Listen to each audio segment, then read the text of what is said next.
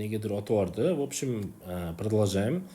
Значит, мы должны знать, как работает вообще, типа, если на углы посмотреть, так наугад не получится. Нам нужно посмотреть на скорость, то есть как движется минутная стрелка, как движется часовая. Тут получается tezlik bilishimiz kerak. Soat strelkani va minut strelkani, ya'ni soat strelkani man beta, minut strelka beta edi, soat strelka alfa edi.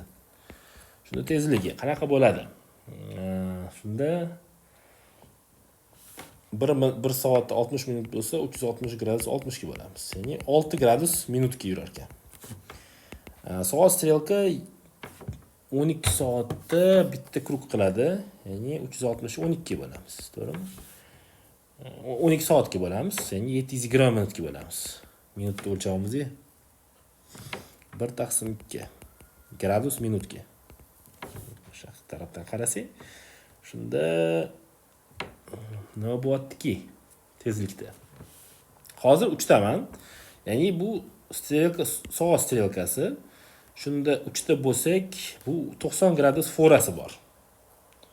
Soat strelkani, minut strelkani 90 gradus forasi bor. Shunda 90 gradus plus 1 taqsim 2, tezligi, vaqt, ular o'chirib qolish vaqti, keldi bizga kerak vaqt t qilib olamiz yoki x qilib olamiz. X qilib olamizda. Minus, ya'ni alfani qo'yamiz. Bizda 6 qanaqadir vaqtdan keyin shu 24 ga teng bo'lishi kerak ekan. Shunda ishlasak, minus 5 shunda x bizda 12 minut chiqyapti, 12 daqiqa. Yana yo'qotdilar. Aytayapman. Mana shu ham ehtiyot bo'linglar. Bu yerda burchak, bu masofada. Bu soat strelka mana yuradi, sekin yuradi, minut strelka tez yuradi. Har doim tezligini o'lchab olsak bo'ladi. Ya'ni 360 gradus bo'lsa, butun, mana butunlik soat siferblati 360 ga bo'ldim, chunki 1 soat ichida 60 daqiqa. 6 gradus daqiqaga 360 gradus 720 ga bo'ldim, chunki bitta оборот soat strelkasi 12 soatda qiladi. Ya'ni har soat yurib keladi. 720 minut degani, ya'ni 1 taqsim 2 endi. Bu gradus minutga. Lekin nyuans bor. Masofa-ku 90 gradus fora bor. Mana bu soat strelkasi, bu minut strelkasi. O'shanda qo'shib 90 plus uni tezligi x vaqtda, to'g'rimi? Bizga vaqt kerak, qancha burchak birinchi marta necha minutda ahamiyat berildi. Minus farqi 6x shu 24 ga teng bo'lishi kerak. Shu yozib kelganimda. Shundan tenglamash qilib x chiqarildi. Теперь то же самое на русском. Значит, получается, нам нужно найти разницу, да, в 24.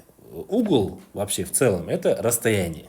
Те, кто занимается физикой, в целом понимают, что угол это расстояние, пройденное по окружности. То есть получается вот целая окружность часовой стрелки. Вот вы проходите какое-то расстояние. То есть часовая стрелка проходит и минутная стрелка. Тут получается, что часовая стрелка имеет фору в 90 градусов. То есть получается, изначально она 90 градусов дальше, да, находится. И вот каждое какое-то время, короче, оно все меньше и меньше и меньше становится. И вот наша цель получается здесь. Из-за того, что это движется и это движется вместе, составить уравнение. Я нашел скорость минутной стрелки 360 разделить на 60, потому что 360 это целый оборот разделить на время одного часа, то есть на одного оборота, 60 минут. Вот, то есть получается время минутной стрелки 60, правильно, минут, на один оборот. Время часовой 12 часов или 720 минут. Вот отсюда нашел, короче, получается их скорость, как они быстро так двигаются. Вот, в B и в A.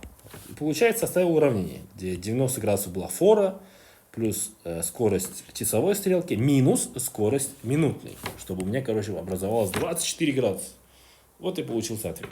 В целом, один из достаточно сложных примеров, который может попасться на экзамене. Реально.